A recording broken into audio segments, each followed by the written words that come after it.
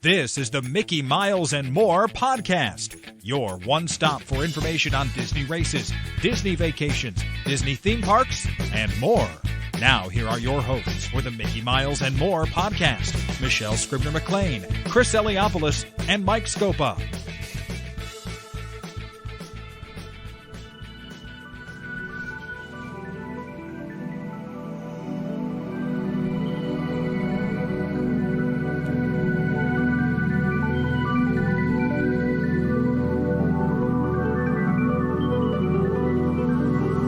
Good evening and welcome. We've gathered here tonight around the fire as people of all lands have gathered for thousands and thousands of years before us to share the light and to share a story. An amazing story as old as time itself, but still being written. And though each of us has our own individual stories to tell, a true adventure emerges when we bring them all together as one. I hope you enjoy our story tonight, Reflections of Earth.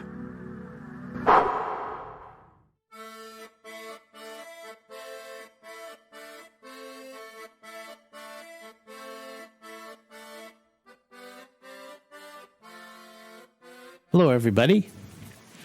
In late September of this year, Walt Disney World introduced us to the successor to Illuminations, Reflections of Earth, and that is called Harmonious. Now, Illuminations had been performing in Epcot for a long time as Illuminations, Reflections of Earth. However, there were several predecessors that went back much further than that, and in honor of these predecessors and in honor of Illuminations' longevity, we thought a look back to these nighttime spectaculars would offer a timely and deep appreciation of just how Epcot ever got to Illuminations, Reflections of Earth. Now, before we get into the really heavy-duty discussion on the nighttime spectaculars at Epcot, I think it's important to take a look at World Showcase. A lot of people may think that World Showcase was the brainchild of Disney Imagineering, coming up with a themed country pavilion approach to a theme park. I'm not sure if that happened, and I'll tell you why. Let's go back, a couple hundred years, because I think that the concept of the World Showcase area of Epcot may have been born back in the 18th century. And I know you're thinking, wait a minute, Mike, you're talking about going back a couple of hundred years, and something a couple of hundred years may have influenced part of a Walt Disney World theme park. And I'm saying, yeah, it could be. Well, anyways, hear me out. So, 1780, in a small town named Waldkirch, which is located in Germany, lived a man by the name of Paul Mack. And in 1780, Paul Mack founded a series of workshops in which he started building carriages and stagecoaches. As his craftsmanship improved and grew, he opened up a company called the Mack Company. I think it was called the Mack Company at that time. And they continued to build carriages and stagecoaches. And then in 1880, they started building other things. They started building organ wagons and caravans for traveling showmen. This was, again, in 1880. That was when it was recognized that this particular company started getting involved in the amusement industry. So the company name today is known as Mack Rides. At the beginning of the 20th century, this family business started producing attractions for what was recognized and called fun fairs. Give you an example. So they built the first wooden roller coaster, and the first time they built a wooden roller coaster was 1921. Then they built a car ride in 1936 and a wooden bobsled ride in 1951. So right around a year later, by 1952, Mack rides really started increasing its exports of rides to the United States market. In 1972, Franz Mack and his son Roland came to the United States. It was a big trip, and the trip involved visiting some well-known theme parks, and they wanted to take a look at them. And when they left the United States, they had pretty much convinced themselves with the idea of building their own theme park where they could showcase the rides that they built and manufactured in Walkirch. So they put their idea to work, and they designed and built their own theme park. On July 12, 1975, they opened up Europa Park in Rust, Germany. It was well received. It was a huge success that first year, 1975. They saw 250,000 visitors, but that exploded the following year. It went to 700,000, and I think they passed 1 million guests in 1978. The park was really popular, and experts think that what was really the draw was that it was a park that had a European-themed area with European countries. That park has something like, sees about 6 million guests a year, or visitors. The park has over 100 attractions. It's got 18 themed areas and 6 themed hotels. And it also has an associated water park, a water world. It's called Rulantica, I think it is. But it's a park that has country pavilions, like a certain park that we're talking about. But another thing I wanted to mention is that there's a particular icon in that park, that Europa Park. It's an icon that I think a lot of us would recognize. It's pretty familiar. It's a geosphere. Yeah, it looks just like Spaceship Earth, except that it looks like it's Spaceship Earth's little child or whatever. But does that sound familiar? Does it sound familiar? Country-themed areas, pavilions, geosphere, the whole thing. What's funny is that same year, 1975, Busch Gardens, the Old Country, that's what it was called, in Williamsburg, Virginia, also opened. And that was the first United States theme park that had a World's Fair kind of persona, and also it was a park just like Europa that introduced pavilions on the basis of countries. It's funny because I think both parks had like long and winding paths from pavilion to pavilion. I don't think, and Epcot doesn't have that. You know, everybody listening knows that it's a big 1.3 mile loop around World Showcase, and you go from country to country. So why are we talking about this? And basically it's because when you think of it, you put World Showcase together with Future World, and you have World Showcase Lagoon right in the middle. And the World Showcase Lagoon serves as a centerpiece for Epcot, just like Cinderella Castle and Walt Disney World's Magic Kingdom serves as a centerpiece for the Magic Kingdom. And as we all know, it's that central area where everyone goes to watch nighttime spectaculars. And my guess is that the Imagineers had visions of World Showcase Lagoon as being that area where fireworks would be displayed because, number one, it's the most visible place in the park. And down the road, the plan was that you could watch any type of nighttime fireworks show from anywhere around the lagoon, and you would have very few, if any, obstructed views. Let's start talking about how we got to Illuminations. Epcot opened on October 1st, 1982, but the first nighttime fireworks show did not make its debut until October 23rd, 1982. That show was called Le Carnaval des Lumières, which translated, I believe, is the Carnival of Light.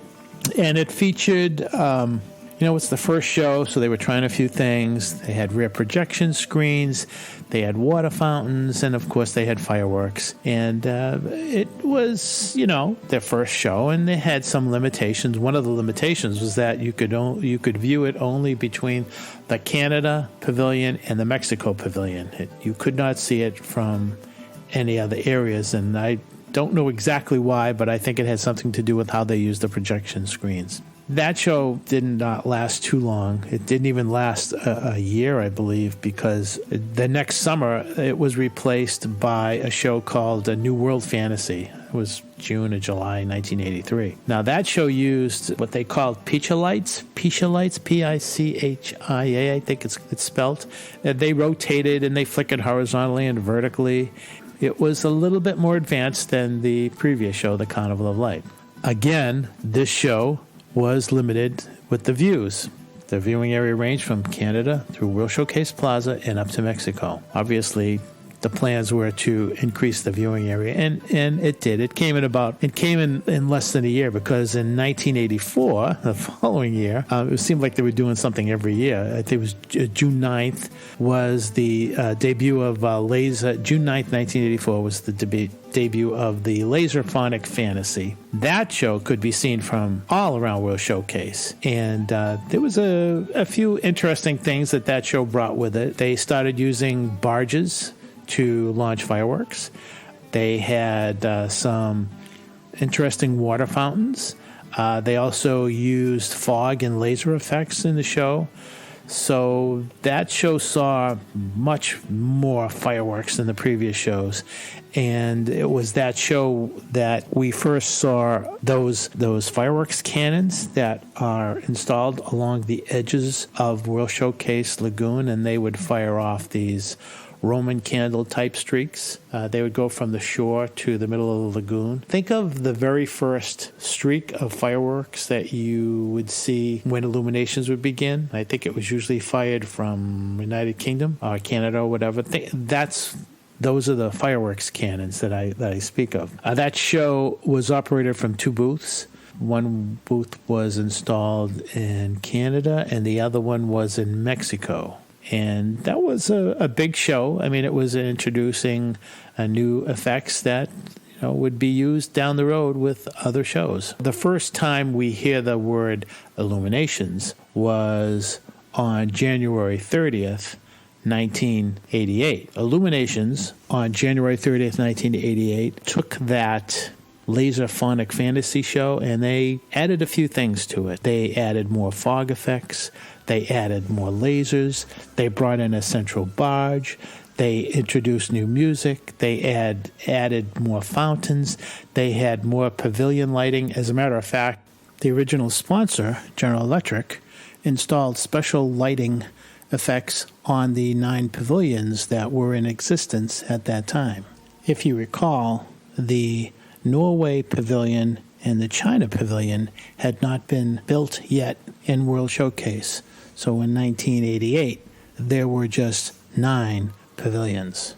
The music was... The new music was basically a combination of classical music. It wasn't the music that we were all familiar with Reflections of Earth down the road. In 1994, we had the first holiday illuminations. They would play traditional holiday music from around the world. Eventually, that would be replaced by what we know today as the Christmas tags. They do that around Christmas, and of course, is the July 4th tag at the theme parks. On October 3rd, 1996, we were introduced to Illuminations 25 for the Walt Disney World 25th anniversary celebration.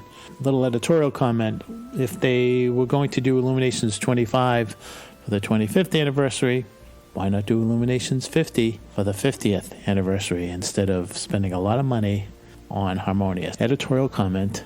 Let's get back to the discussion. The 25th anniversary celebration was a 15-month celebration, and on February 1st, 1998, the 25 number was dropped, and we went back to that show being called just Illuminations. On September 22nd, 1999, we were introduced to Illuminations 2000, Reflections of Earth. That was the first time we heard the term Reflections of Earth. Let me jog your memory a little bit. That was when we would see the big hand of Mickey holding a wand and stars coming out of the wand. That was attached to Spaceship Earth back in 2000.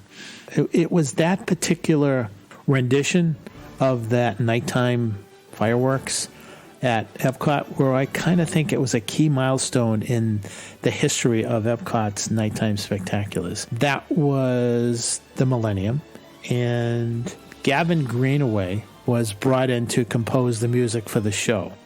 On January 1st, 2001, the show was renamed again.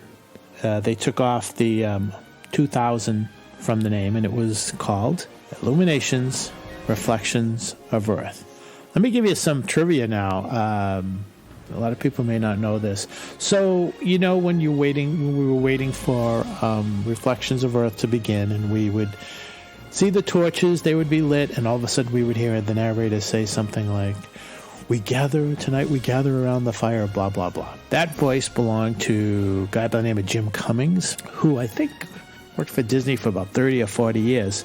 He was a pretty famous voice actor. He did a lot of voices, but I'm going to tell you about the two voices that he is known for, and he pretty much says that they are his favorite.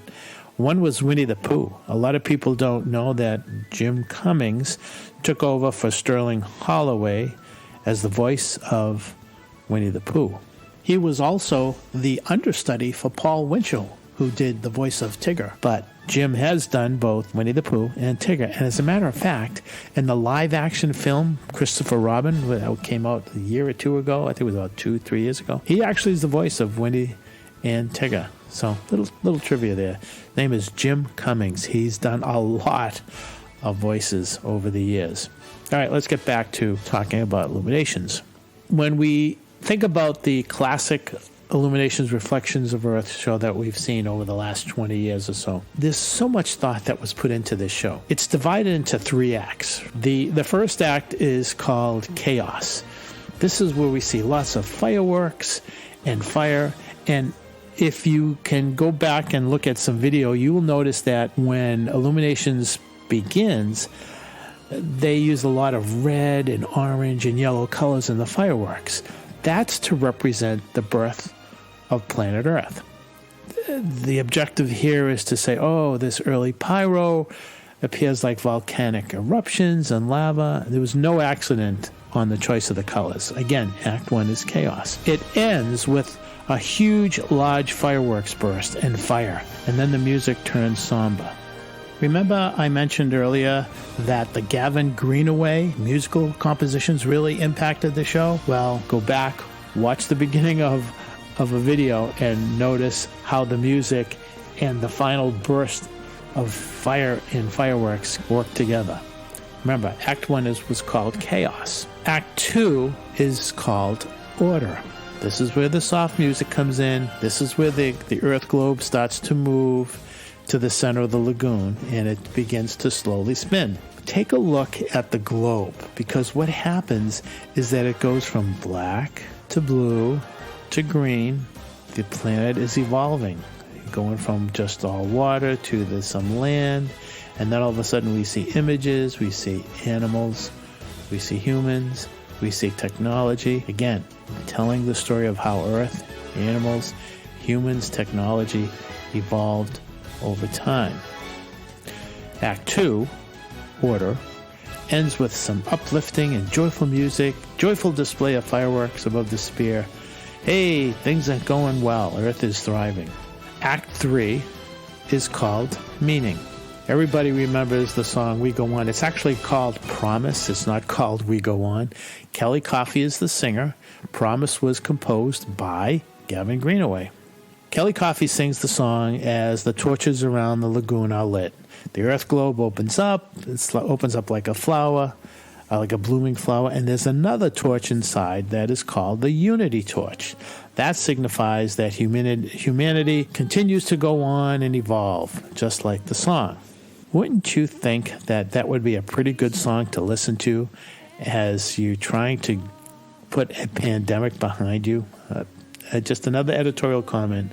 Sorry, I just couldn't resist. At the end of the show, the finale, it's reported that there are over 1,000 white fireworks launched as the show comes to an end. That's basically the 3 acts for Reflections of Earth. But there's some more interesting facts that I have found over the years, and it's really, really interesting, and it puts into perspective just how much thought was put into the show.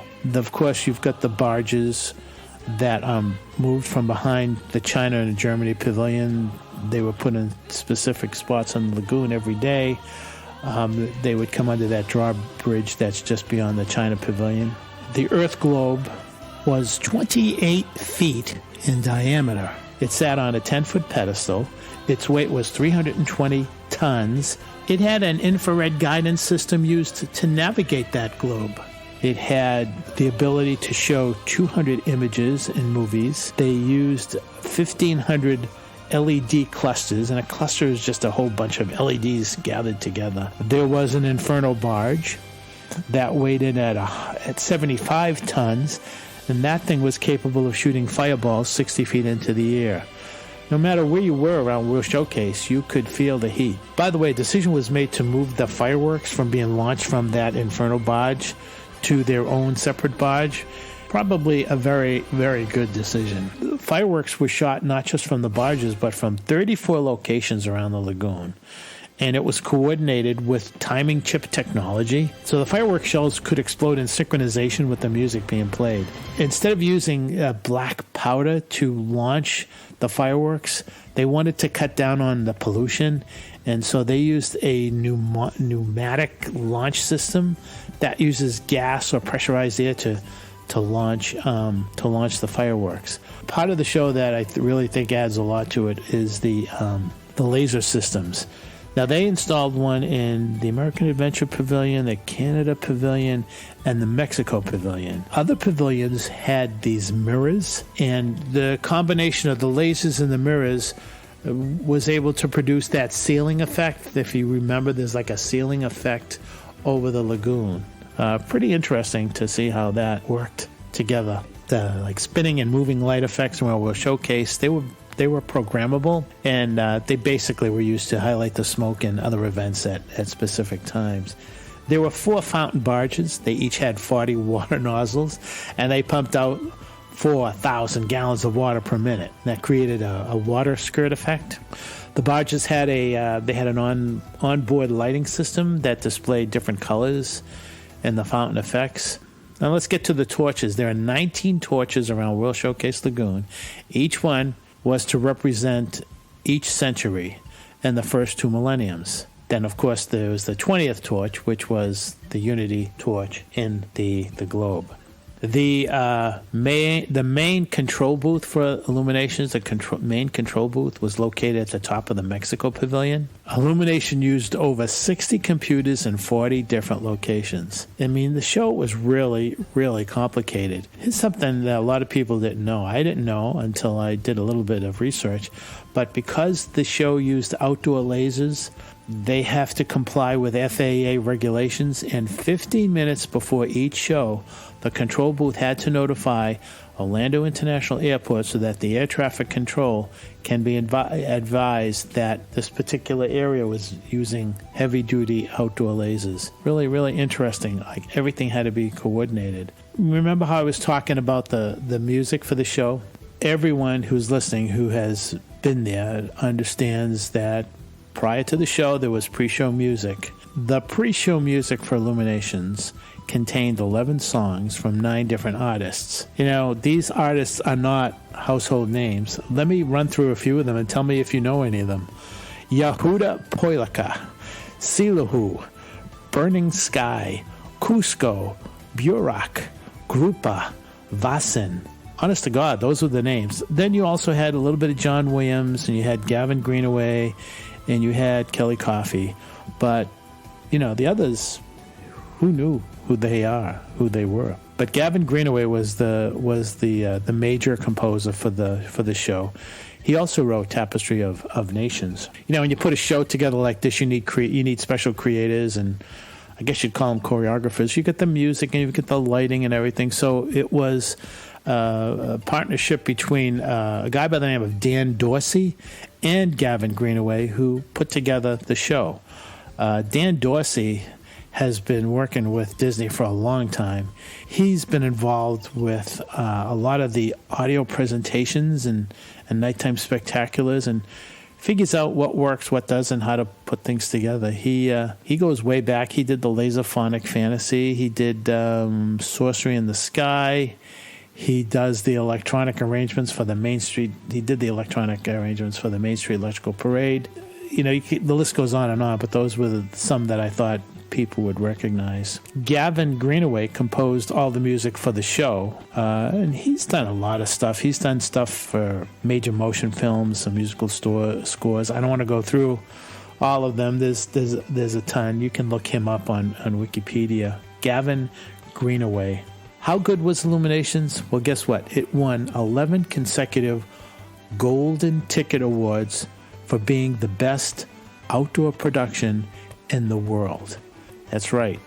From 2005 to 2015, it was the best outdoor production in the world. The main theme music for the show won an Emmy Award for Gavin Greenaway in 2004 for, I think it was the news and documentary category, because the music was used in an ABC documentary. I think I talked about General Electric was the original sponsor. The General Electric sponsorship ran from 1999 to 2003, and then Siemens took over, and they sponsored it from 2005 to 2017.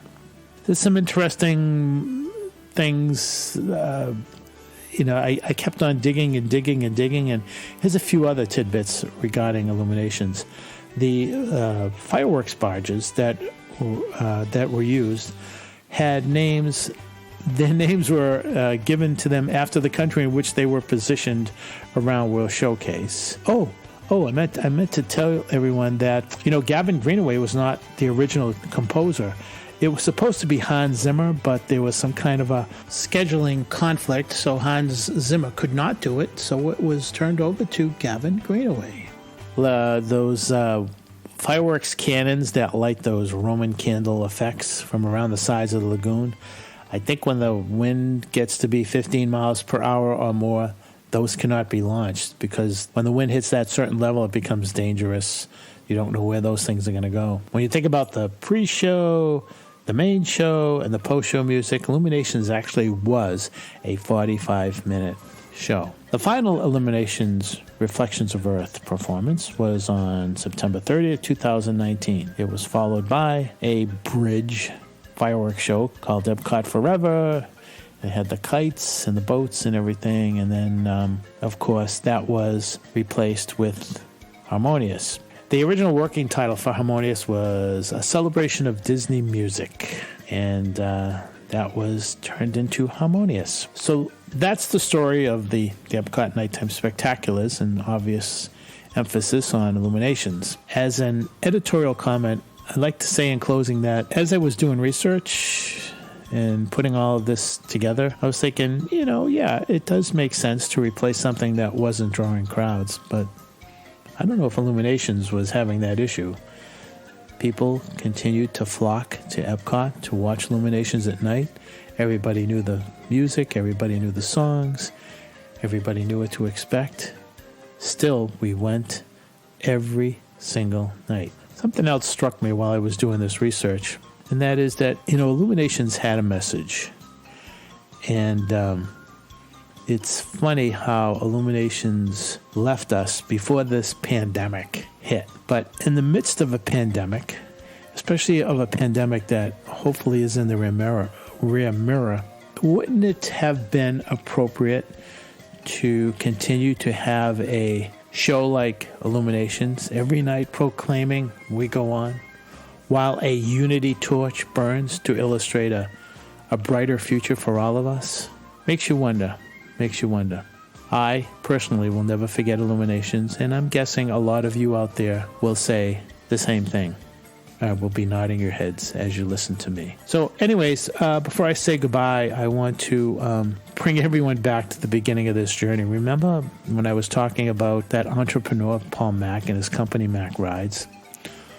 Well, like I said earlier, Mack Rides owns Europa Park, which, again, to me, kind of serves as a blueprint for Epcot's World Showcase. But here's a tidbit I'd like to leave with you. Mack Rides is still creating attractions for theme parks around the world. And I want you to remember Paul Mack and Mack Rides and thank them for building a very popular ride at Walt Disney World, at Disney Hollywood Studios, at Toy Story Land. Its name, Slinky Dog Dash. And now you know the rest of the story. So for my podcast partners, Dr. Michelle Scribner-McLean and Chris Heliopoulos, this is Mike Scopa saying thanks for listening, and we will see you on the road and in the parks. We hope you enjoyed listening to today's episode of the Mickey Miles and More podcast. For all of us here at the Mickey Miles and More podcast, this is Rick Gregg saying thanks for listening and all your support. And until next time, we'll see you on the road.